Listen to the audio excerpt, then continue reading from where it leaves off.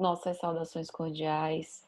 Estamos aqui mais uma vez para o canal Lições de Amor e hoje nós vamos fazer uma preleção doutrinária virtual com o tema Lei de Adoração.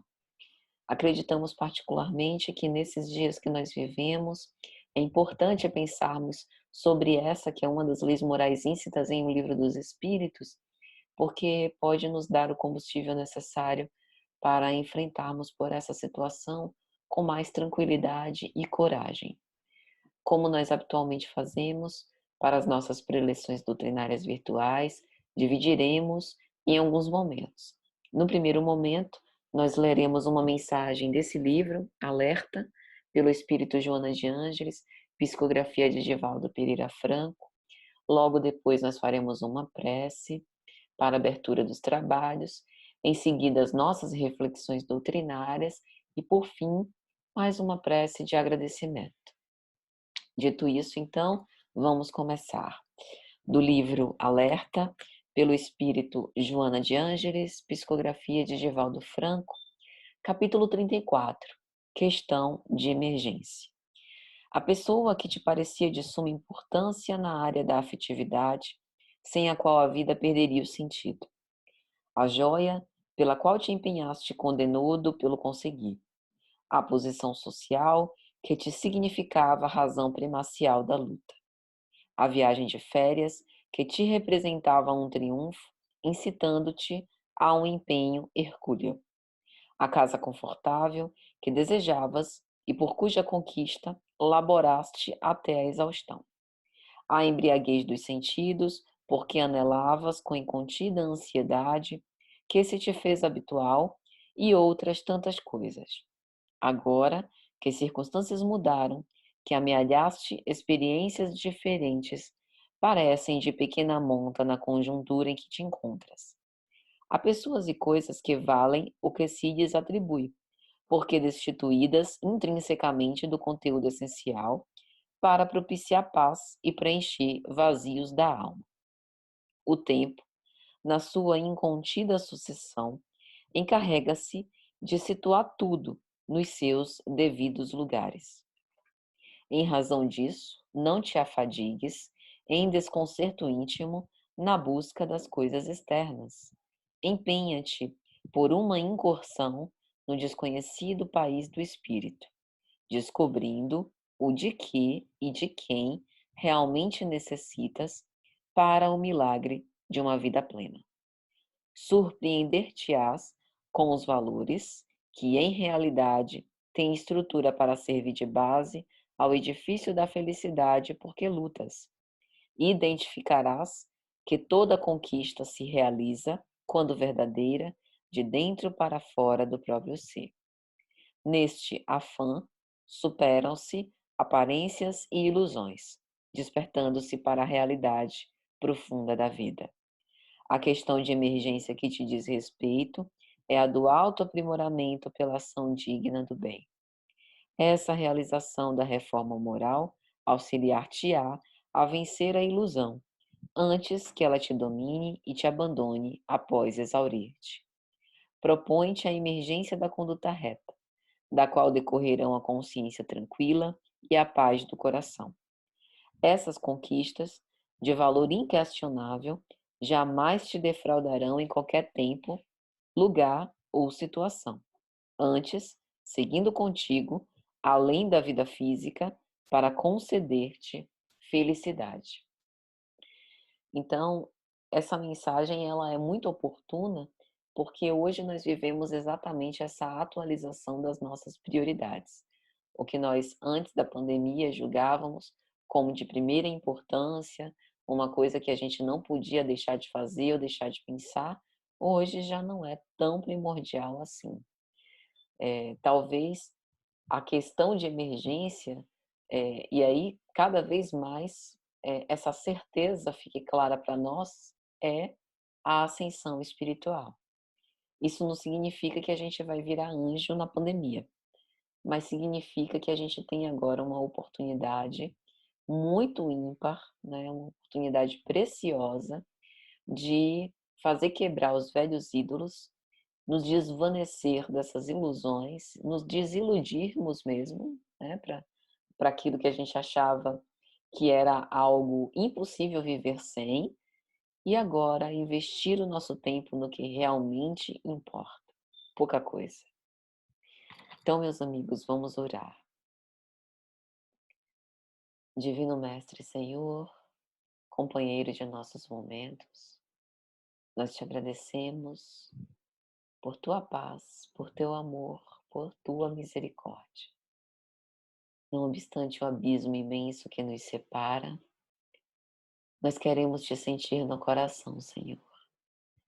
Que seja para o teu coração verdadeiro todas as nossas boas intenções e melhores propósitos de evoluir.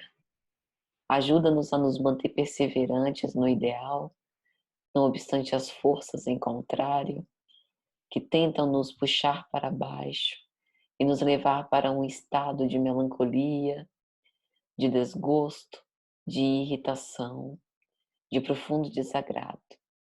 Que nós possamos pensar em vós, que sobretudo nos dias mais aflitivos, tornou a sua mensagem mais bonita, especialmente mais bonita. Vem ter conosco então, Mestre Sagrado, hoje e sempre, que assim seja. Então, minha gente, vamos falar sobre lei de adoração. É muito interessante a forma como Kardec elabora as perguntas e a ordem lógica com que ele as conduz, com base na resposta, né, dada pelos bons espíritos. Há uma obra de Joana de Ângeles, Leis Morais da Vida, e ela vai esmiuçar as leis morais íncitas em O Livro dos Espíritos. E quando ela aborda a lei de adoração, não por acaso, ela coloca ali a primeira questão 649, em que consiste a adoração. E os bons espíritos vão dizer que ela consiste na elevação do pensamento a Deus. Deste, pela adoração, aproxima o homem sua alma. Se nós pudéssemos escolher em O Evangelho segundo o Espiritismo um capítulo que, porventura, pudesse dar continuidade às reflexões sobre a lei de adoração, talvez nós escolhêssemos o capítulo 27, Pedi e obtereis. Mas o que a adoração tem a ver com a prece? É bem verdade que, devido ao nosso atual estágio evolutivo, nós ainda não temos a condição de estar em Deus. Essa comunhão com o pensamento divino, uma comunhão como a que Jesus tinha com o próprio Pai, ainda será uma conquista para os próximos anos. Nós ainda precisaremos vencer outras coisas para esse entendimento perfeito. Emmanuel tem uma forma muito bonita de falar. É o estágio em que as preces serão integralmente atendidas. As nossas preces ainda são, por conta do nosso estágio humano, revestidas de muita inquietude, de muitos desejos pueris, de muita necessidade de se fazer ouvido, mas de pouca disposição de ouvir, de escutar, de entender os desígnios sublimes. É lógico que, dada a nossa condição humana de criatura, nós só conhecemos os desígnios sublimes que Deus permite que nos sejam revelados.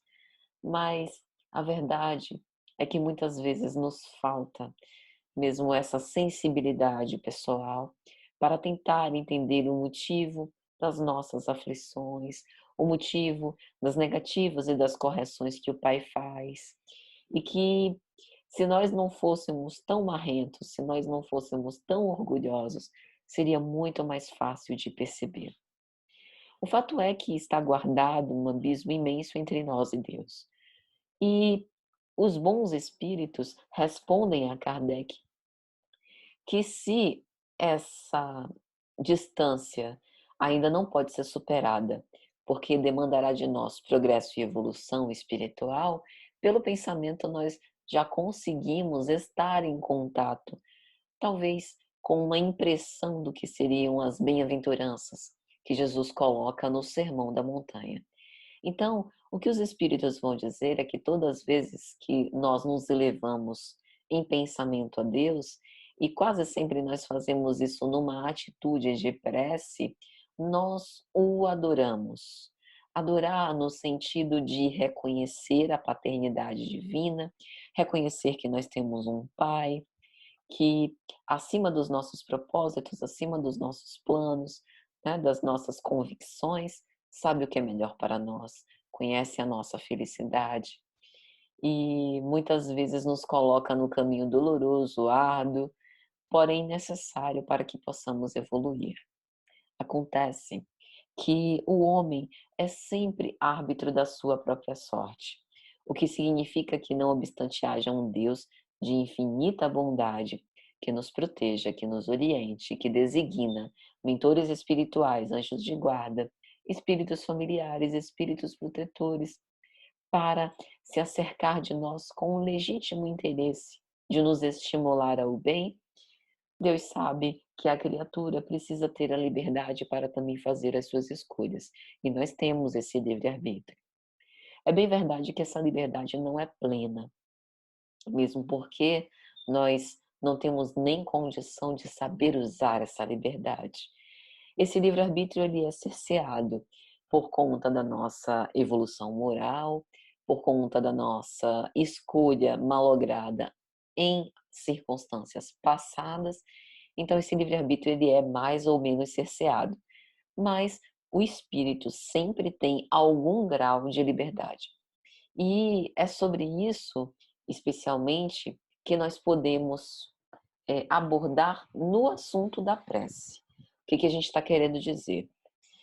Se nós temos o livre-arbítrio, ainda que, guardadas as devidas proporções, ele seja limitado, significa que, se nós quisermos, nós podemos estimular-nos a essa conexão com Deus. Se nós quisermos, podemos adorá-lo. Mas também, se quisermos, podemos permanecer insensíveis em relação aos seus ensinamentos, em relação ao plano que ele tem para conosco. Portanto, é nosso poder de decisão, é nosso poder de vontade firme para nos aproximar a Deus. É como se ele permanecesse o tempo inteiro conosco, mas por conta do nosso orgulho ficássemos enseguecidos e não conseguíssemos ver essa presença amorosa ao nosso lado. Deus está no nosso interior porque Ele conhece as nossas questões mais íntimas. Sem que haja a necessidade de nós falarmos sobre os pensamentos, às vezes coisas inconscientes Deus conhece, Deus vê, porque Deus está em nós. E Deus também está nos outros. E Deus está em tudo. E não há nada fora de Deus. Então seria muito inteligente de nossa parte se nós pudéssemos estreitar esse relacionamento com Deus, já que dele nenhum de nós consegue fugir. E já que ele, sendo bom, sendo justo e tudo sabendo, não há nada que se possa esconder dele e ele quer o nosso melhor. Bom, pensar sobre tudo isso de uma forma racional é relativamente fácil. A grande questão da adoração é a prática. É por isso que, na questão 659, quando Kardec vai começar a investigar os mecanismos da prece, da oração, elevação dos pensamentos a Deus, ele vai perguntar qual o caráter geral da prece. E os espíritos vão dizer: a prece é um ato de adoração. Orar a Deus é pensar nele, é aproximar-se dele, é pôr-se em comunicação com ele. Há três coisas podemos nos propor por meio da prece: louvar, pedir, agradecer. Veja a profundidade dessas palavras. Se Deus está no nosso interior, se Ele conhece as nossas intenções, as nossas convicções, os nossos desejos, se Ele sabe o que a gente quer e do que a gente precisa, se Ele entende quais são as probabilidades da gente escolher por um determinado caminho ou por outro, porque nos conhece, se Ele nos acompanha e está conosco a todo momento e também estar com todos os outros seus filhos a todo momento, qual a necessidade de a alma humana elevar os pensamentos a Deus e se conectar, se já permanece em constante contato. Talvez a necessidade não seja para Deus, mas a necessidade seja para nós. Somos nós que temos necessidade de prece.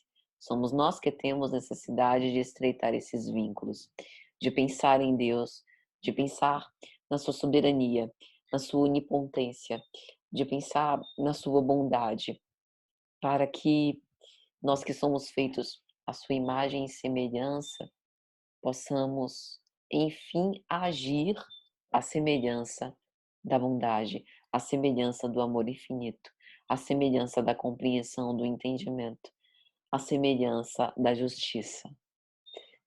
Então, adorar a Deus deveria viver no estado contínuo de prece. E aí Kardec também vai abordar o estado contemplativo. O estado de prece seria o estado em que a gente se tranca no quarto, fecha os olhos e começa a pensar em Deus? Ou será que a gente pode se manter em estado de prece, não obstante fazendo as nossas atividades normais? Por exemplo, enquanto eu estou aqui falando essas palavras, né, fazendo essas reflexões, o meu pensamento, de certa modo, está direcionado para as coisas existenciais, né? Está direcionado para as coisas do mundo espiritual, para a bondade divina, para a oportunidade de trabalho e de reflexionar sobre esses ensinamentos que Jesus nos trouxe. Então, de certo modo, o meu pensamento está sendo o tempo inteiro estimulado a se elevar. Seria esse um estado de prece? Então, significa que enquanto eu estiver conversando com outra pessoa, mesmo que seja uma frivolidade, mesmo que a gente converse sobre como foi o dia nosso, se eu ouço com amor, com esvaziamento, se eu escuto em profundidade, com atenção, se eu mantenho o meu coração numa postura receptiva, seria esse também um estado de prece? Se no meu exercício profissional, ao invés de reagir com aspereza, com rispidez, ao invés de pensar apenas no salário que eu vou ganhar, mas tentar, além do salário que eu vou ganhar, aplicar as técnicas que eu estudei, que eu me preparei para isso, de uma forma caridosa, de uma forma cortês, educada, como eu gostaria também de ser atendida, né, e que o profissional fizesse para comigo. Será que se eu agir deste modo, isso também é um estado de prece? Será que Deus se compraz com isso? Será que isso é um modo de se manter em comunicação?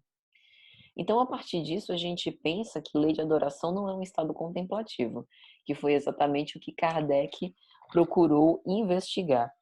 Ou seja, por muito tempo a adoração passou a ser exterior. Inclusive tem uma questão em O Livro dos Espíritos que ele pergunta isso, questão 653. A adoração tem necessidade de manifestações exteriores?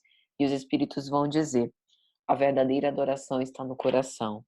Em todas as vossas ações imaginais sempre que um Senhor vos observa. Quando a gente olha os fariseus, das orações em público, que batiam no peito se dizendo autênticos filhos de Deus e fiéis cumpridores de todos os mandamentos, a gente tem uma espécie de necessidade de ser aparentemente adorador, de ser visto como alguém que cumpre os mandamentos. Quando na verdade isso pouco importa para Deus, mas o modo como nós intimamente nos organizamos.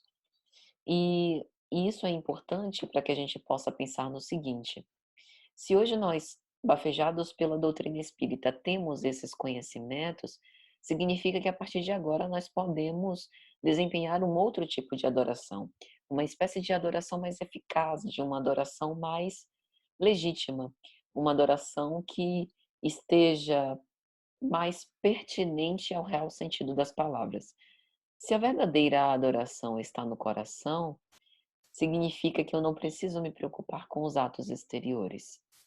Ainda que o outro não entenda as coisas que eu faço, ainda que o outro não me retribua, não perceba sequer o amor que eu deposito nas minhas ações, seja no trabalho, seja tratando o bem, seja perdoando as ofensas, não importa.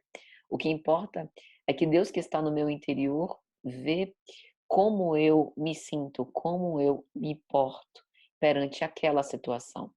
Porque dissimular o comportamento é relativamente fácil. E em geral a gente faz isso como uma forma até de mecanismo de defesa do ego, né. É como se eu quisesse negar que eu não tenho defeitos, como se eu quisesse projetar os meus próprios defeitos no outro, como se eu quisesse deslocar os meus defeitos para um outro lugar, uma outra pessoa, uma outra situação.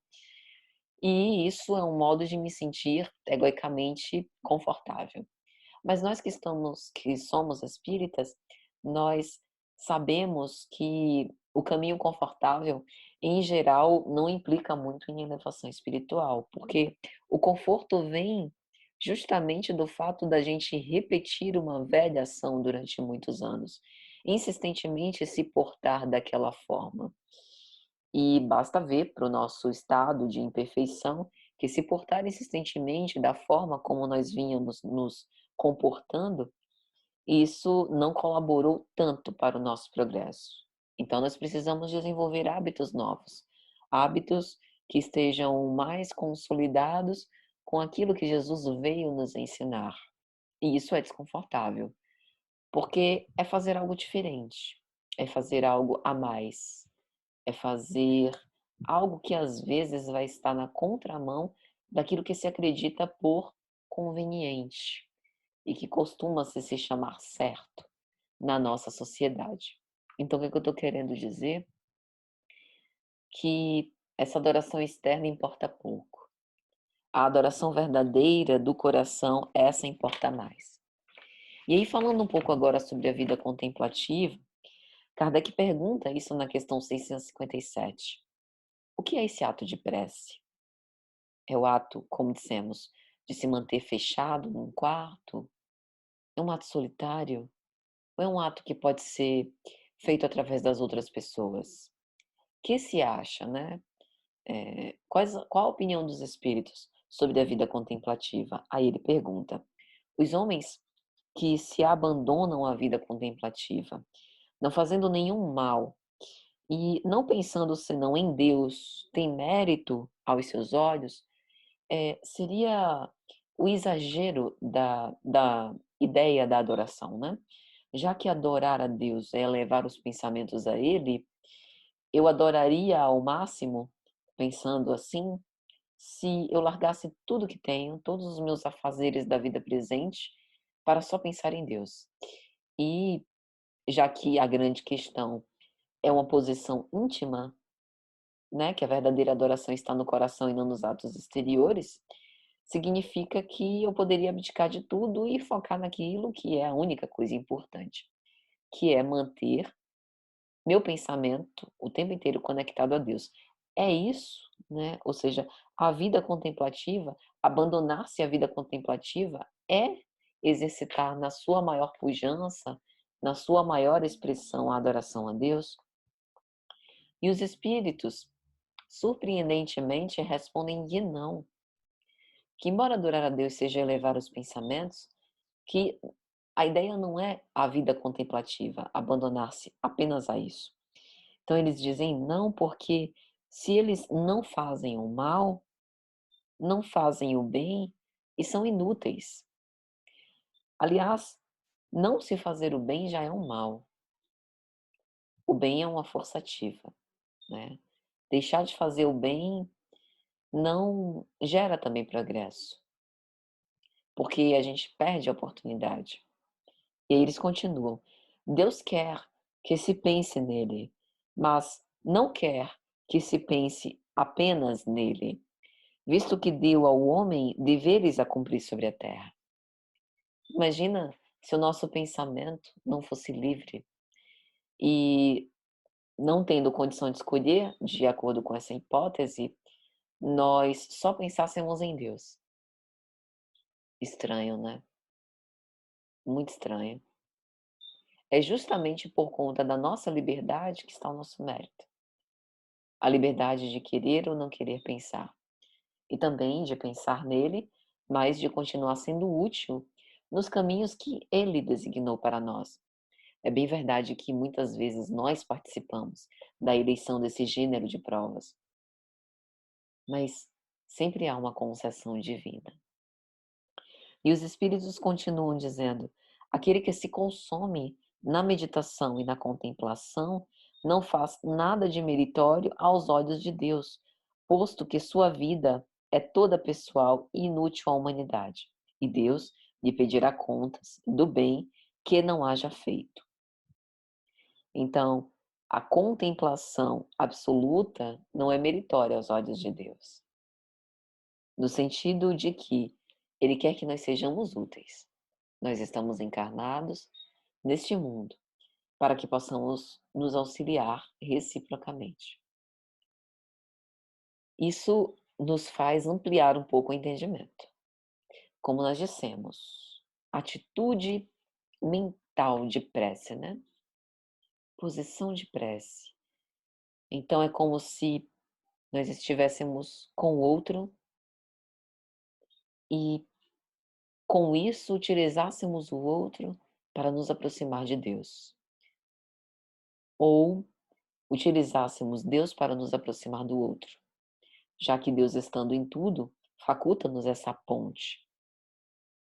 Então, isso reforça a nossa hipótese de que a atitude íntima de prece é se dedicar a todas as atividades para as quais nós fomos preparados e desincumbir-nos delas, mas sempre fazer isso como se o Senhor nos observasse, como se Deus estivesse a todo instante anotando os nossos pensamentos, as nossas ações, porque efetivamente Ele está na nossa própria consciência.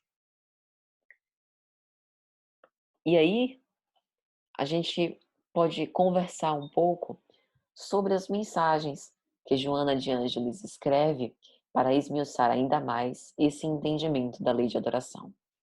A primeira mensagem que ela vai colocar é amar a Deus. E aí tem uma frase que é muito importante que ela vai dizer: sem o amor ao próximo, não se pode amar a Deus. Nesse particular, o Evangelho é todo um hino ao Criador, mediante o eloquente testemunho de amor ao próximo apresentado por Jesus. Sem amar ao próximo, não conseguimos amar a Deus. Então, o próximo é como se fosse um intermediário para esse amor a Deus. A gente sabe que isso não é fácil, principalmente quando a gente fala de amar quem não nos suscita amor, pessoas com as quais nós não temos afinidade, pessoas que nos magoam, que são ingratas, pessoas que não conseguem nos amar de volta. Essa é a verdade. Mas lembra que nós falamos sobre o que é desafiador, sobre o que é desconfortável, porque não faz parte dos nossos hábitos? Então, isso significa que nós podemos escolher não nos moldar pela impressão e pela decisão dos outros. Se o outro não nos entende e nos trata mal, essa é uma opção dele. A opção de nos odiar, de ter raiva de nós, de não querer nos ajudar e de não querer o nosso auxílio. Mas nós podemos optar sermos sempre os mesmos. Para aqueles que nos tratam bem e para aqueles que nos tratam mal. Para aqueles que nos querem ouvir e para aqueles que repudiam o que nós temos a dizer. Talvez isso seja adorar a Deus. Porque significa dar ao outro o direito de ser quem ele quiser, exatamente como Deus faz. Concede-nos o livre-arbítrio relativo e nós tomamos as nossas decisões. E cada um de nós responderá pelas suas obras. Se nós fizermos o mesmo na nossa vida cotidiana, talvez assim nós estaremos também amando a Deus. E aí Joana vai dizer: ama, portanto, pelo caminho quanto possas, plantas, animais, homens, e te descobrirás, por fim, superiormente amando a Deus.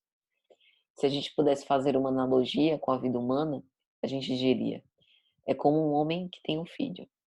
Vamos supor que eu odeie o filho desse homem, mas diga que eu amo. é meio um contrassenso, porque para aquele homem esse filho é muito importante. Para aquele homem esse filho é objeto de amor, de apreciação. E qual é o pai que se sentiria confortável ao saber de alguém que odeia o seu filho? Difícil. Talvez para Deus isso seja ainda mais importante, porque como Ele nos criou a todos sua imagem e semelhança, pense no imenso carinho que Ele tem por toda e cada criatura humana.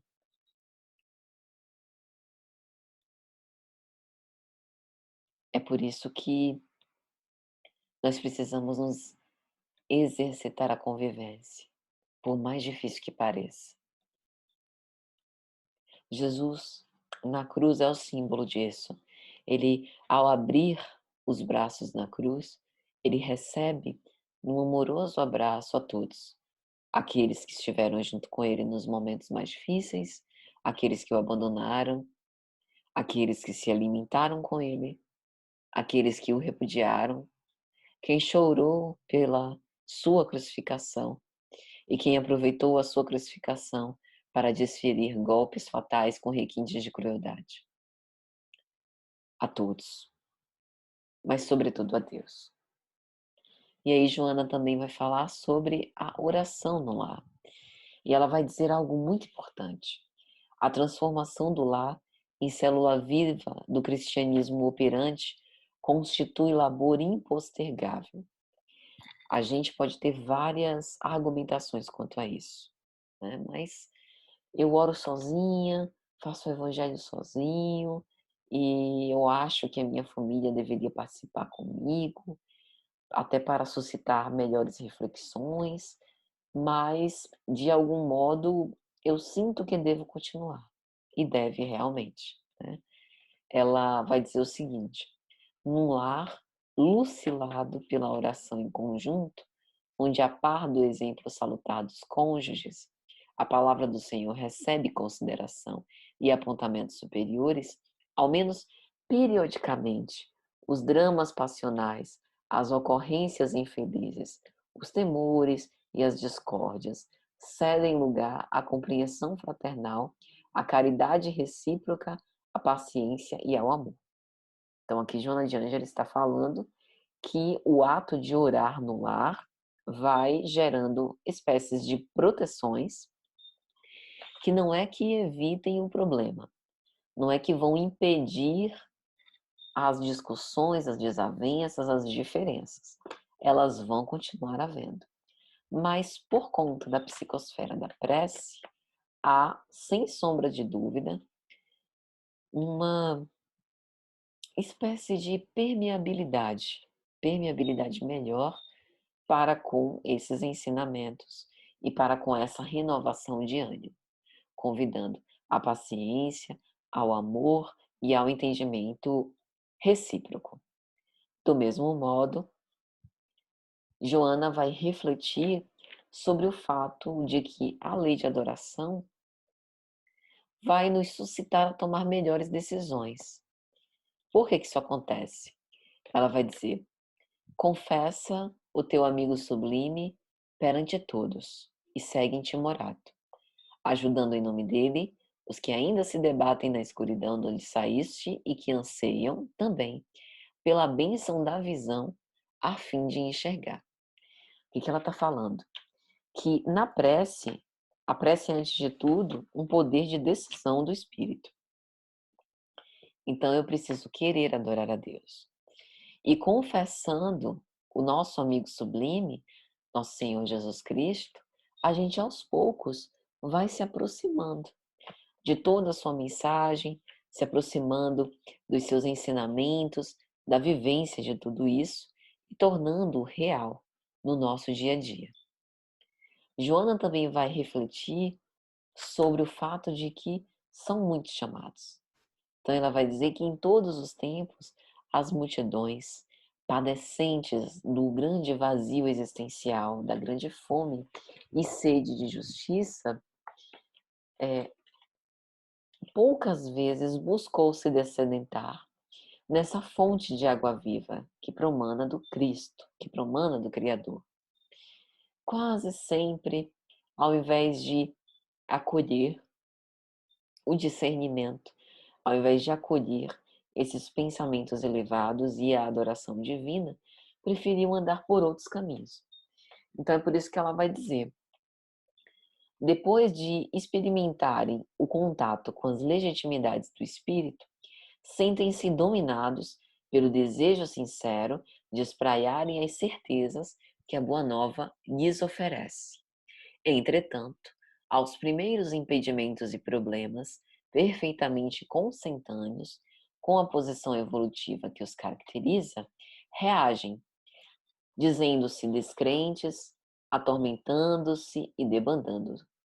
Então veja, os desafios da nossa vida, os gêneros de prova, os desafios existenciais, tudo isso precisará continuar a ocorrer, porque é um mecanismo do Criador a fim de que a gente consiga evoluir.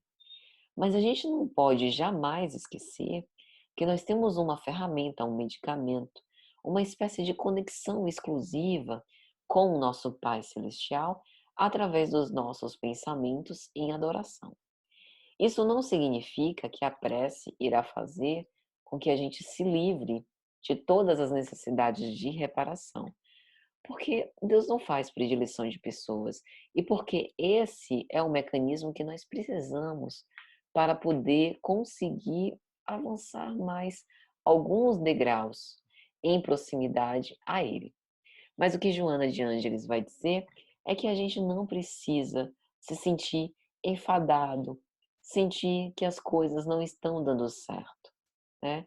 Muito pelo contrário, já que a gente está dominado por esse desejo sincero de espalhar a boa nova, que a gente consiga entender os problemas, os desafios, os conflitos como questões necessárias para que possamos ter o aprendizado necessário para seguir mais fortes. E aí ela vai dizer ainda: recorda-te de que Jesus não veio para compactuar com as comezinhas paixões, nem tampouco para agradar os campeões da insensatez. Maneira segura de conseguir simpatizantes e adeptos, antes para inaugurar o principado da felicidade, ao qual são muitos chamados, porém poucos os escolhidos. Veja que interessante que Joana de Ângeles está dizendo. Ela lembra que Jesus é o nosso modelo e que a gente precisa sempre se inspirar nele, recordar dele, para que a gente possa fugir da alimentação das nossas paixões. E aí ela vai falar algo mais interessante. Ela vai falar que os campeões da insensatez é a maneira segura de conseguir simpatizantes e adeptos. Ou seja, se a gente olhar para a nossa sociedade hoje, e analisar, por exemplo, no Instagram, quem tem mais números de seguidores, sem fazer qualquer juízo de valor, tá? Mas em geral, a gente observa que não são exatamente aqueles canais com propostas de evolução espiritual, de sensatez, de reflexão sobre essa bondade divina, de melhoramento próprio dos indivíduos.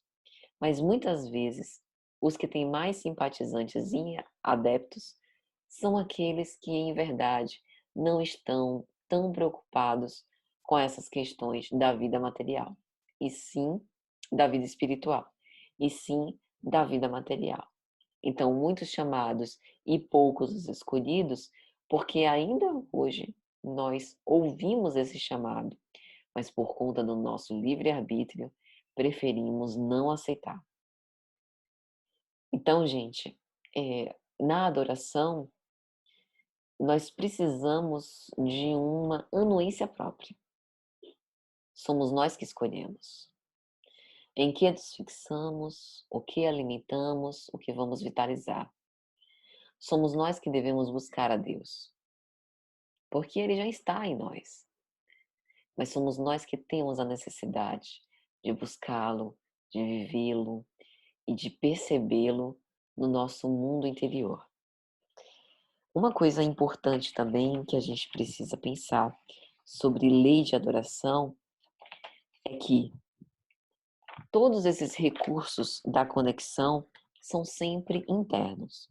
A gente já falou disso quando abordamos a questão das aparências exteriores, dos atos contemplativos, e que na verdade é a postura interna, é a posição íntima do coração que testemunham, digamos assim, a nossa adoração.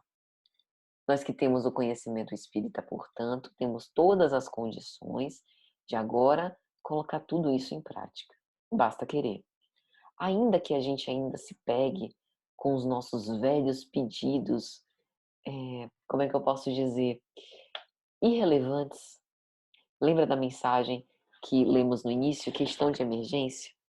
Então, ainda que os nossos pedidos ainda sejam em torno de assuntos que não são questão de emergência, não tem problema. O importante é que a gente possa refletir sobre isso. Refletir sobre o fato de que nós ainda temos que nos esforçar muito, que estamos ainda muito aquém do que deveríamos desejar. Eu vou citar um exemplo. Pense, por exemplo, que somos casados e que houve uma traição de uma das partes. Bom, o nosso desejo, nesse momento, o desejo pode ser muito diferente. Pode haver o desejo de apagar aquele ato, e isso é impossível, porque já foi construído, né? O passado já foi escrito, a decisão foi tomada, e agora a gente precisa assumir a responsabilidade. Bom, além de querer apagar o ato, pode haver o desejo de querer voltar a ser como era antes. Isso também é impossível, porque nenhum de nós continua os mesmos, passado algum tempo. A gente sempre se modifica, né? Porque nós somos psiquicamente dinâmicos e variantes, a vida é dinâmica e variante, e os fatos também são. Então, por mais que a gente voltasse ao passado para uma conjuntura com a mesma pessoa, nunca mais voltaria a ser a mesma coisa, porque nós não somos mais os mesmos. Ainda que a gente apagasse a lembrança dessa traição, seria diferente. Porque os tempos seriam outros, as percepções, a experiência, a maturidade. Então, o que eu estou querendo dizer? Eu estou querendo dizer que talvez nas nossas preces, por conta da nossa situação, dos papéis sociais que nós nos encontramos, né? Por conta do nosso amor ainda muito apaixonado, muito egóico, de um amor que impõe condições para ser amado, de um amor que precisa da reciprocidade, nós podemos escolher agir com mais maturidade e experiência. Nós podemos escolher pensar em Deus em todos esses aspectos e pensar sobre o que aquela experiência pode me mostrar de aprendizado. Será um estímulo ao exercício do amor incondicional? Será um estímulo a confiar nas pessoas e, mesmo tendo sido traída, mesmo assim, acreditar no poder regenerador do Evangelho e na capacidade daquela pessoa se transformar e não magoar de novo? Pensar sobre isso é adorar a Deus, porque é adorar a perspectiva de evolução da criatura de que ele foi autor. Fazer isso é adorar a Deus, porque é pensar que os seus propósitos e os seus desígnios podem incluir a convivência com essa aflição, com o objetivo de que nós possamos nos preparar melhor para desafios maiores. Percebe como adorar a Deus pode estar presente na nossa vida cotidiana, na nossa vida prática de uma forma mais contundente? Mas assim, cada um de nós vamos desenvolver o nosso próprio modo de adorar a Deus, com as nossas resistências individuais, com as nossas capacidades de amor, sabendo que tudo é prática e que se nós ainda não somos capazes dos grandes atos de renúncia, de abnegação e devotamento, dos mártires do cristianismo primitivo, nós chegaremos lá, se decidirmos assim fazer e se nos propormos ao desenvolvimento desse amor. Joana de Ângeles também vai falar sobre os benfeitores desencarnados e os problemas humanos, ainda sobre lei de adoração.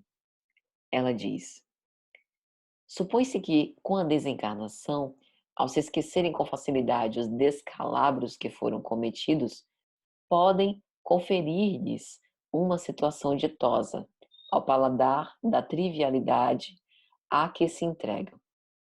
Aqui ela está falando de quem transita pelo corpo material e que são grandes sofredores e que agora passam para o outro lado, né? Para a vivência no mundo espiritual. Aí ela diz: como exploraram e feriram, usaram e maceraram os que lhe dependiam, direto ou indiretamente, esperam continuar exigindo ajudas que não merecem, em comércio de escravidão contínua com aqueles que já partiram. Então, o que ela está falando? Muitas vezes a gente vicia as nossas mentes com velhos hábitos de preguiça, de rebeldia, e exigimos dos nossos benfeitores desencarnados uma espécie de condecoração pelo nosso esforço, como se nós achássemos que os benfeitores estivessem sempre à nossa disposição para nos ajudar e nos atender em todas as nossas dificuldades nos trabalhos que é nossa obrigação. Ou seja, a gente precisa se imbuir de um esforço insistente para nos liberar das nossas más paixões. E como cada um é responsável por aquilo que planta, muitas vezes, quando nós espalhamos aflição, é da lei de ação e reação sofrer os padecimentos que a gente mesmo cavou sob os nossos pés. Então a morte não modifica magicamente as situações e pessoas. Por mais que a gente recorra à divindade e aos colaboradores de Deus, auxílio, somos nós que precisamos primeiro querer nos ajudar. E aí é por isso que ela vai dizer: rogam bens que não sabem aplicar, desperdiçando valioso tempo em consultas inúteis e conversações fúteis em que mais se anestesiam na autopiedade e na ilusão. Então aqui é uma apologia à autorresponsabilidade, para que antes que a gente peça, a gente saiba dar, para que a gente não exija aquilo que ainda o outro não possa conceder-nos. E aí a gente entra na mensagem sobre agradecimento. Lembra das propostas de adoração pela prece? Louvar, pedir, agradecer. E aí ela vai falar o seguinte: a cada instante estás chamado ao reconhecimento pelas concessões que te enriquecem em experiências, em iluminação, em saúde, em paz, e não apenas ante os valores transitórios das moedas e títulos que muitos se disputam na terra. Uma palavra de bondade, uma frase simples, porém imantada pela unção da sinceridade, estimula e alegra quem a recebe, concitando a novos cometimentos, à continuação dos gestos de enobrecimento e de amor. Problemas todos nós temos, mas precisamos agradecer a oportunidade de detê-los, para que eles se transformem para nós em desafios para a luta. Se a gente vive em compreensão, precisamos agradecer o ensejo de provar que os nossos sentimentos são legítimos e elevados e que nós temos condição de amar sem condições. Se a gente é enfermo ou está enfermo, a gente precisa agradecer pela concessão desse sofrimento que é, porém, purificador. Se o espinho, a pedra no caminho tentam atrapalhar a nossa marcha, tudo bem. Amanhã é dia de nova luz. E mais fortes a gente pode pegar essas pedras de tropeço para construir bases fortes, para que com base na fé a gente consiga passar por todos esses desafios com desassombro, com paciência, com perseverança e, sobretudo, com caridade. Então, gente, para que a gente possa finalizar aqui o nosso raciocínio, é importante que a gente agradeça. Que a nossa adoração a Deus não seja simplesmente reduzida a pedidos, mas a reflexões. Que a gente possa manter esse contato com o Pai o tempo inteiro. Porque quando nós estivermos em Deus, os nossos dias serão plenamente felizes, não obstante as nossas aflições. Que a gente possa agradecer sem cessar as doações divinas, nos colocar em posição de gratidão, onde nós nos encontremos, independente do que recebamos ou do que aconteça. É a vontade divina. E é também obra do nosso livre-arbítrio. Saibamos esperar condições melhores para servir mais. E aproveitemos agora as condições que temos para fazer o melhor que pudermos. Então, meus amigos, assim finalizo, com votos de muita paz a todos. E espero, sinceramente, que essa mensagem tenha sido de alguma sorte útil para as reflexões. Lei de adoração: elevar os pensamentos em Deus e manter esses pensamentos elevados a Deus no contato com as criaturas humanas e conosco mesmos, para que a gente possa alcançá-lo através do próximo. Dito isso, então, vamos orar, aproveitar para agradecer. Divino Mestre, sabemos que ainda não estamos em condições de perfeição, ainda falta muito para isso. Uma longa caminhada nos aguarda para que possamos vencer esse abismo imenso que nos separa. Que bom que temos o trabalho e a oportunidade de pensar sobre os teus elevados propósitos. Ensina-nos a orar, como os apóstolos disseram a Jesus e pediram a Ele. E o nosso divino Messias nos presenteou com a prece mais bonita de todo o mundo. Vamos agora nos reunir em pensamento, nessa adoração e agradecimento, para orar conforme Jesus ensinou. Pai nosso, que estais nos céus, santificado seja o vosso nome. Venha a nós o vosso reino. Seja feita a vossa vontade, assim na terra como nos céus. O pão nosso de cada dia nos dai hoje. Perdoai as nossas dívidas, assim como nós perdoamos os nossos devedores. Não nos deixeis cair em tentação, mas livra-nos de todo mal, porque teu é o poder, o reino e a glória celeste para sempre. Que assim seja. Muita paz a todos, meus amigos. Até a próxima, se Jesus permitir.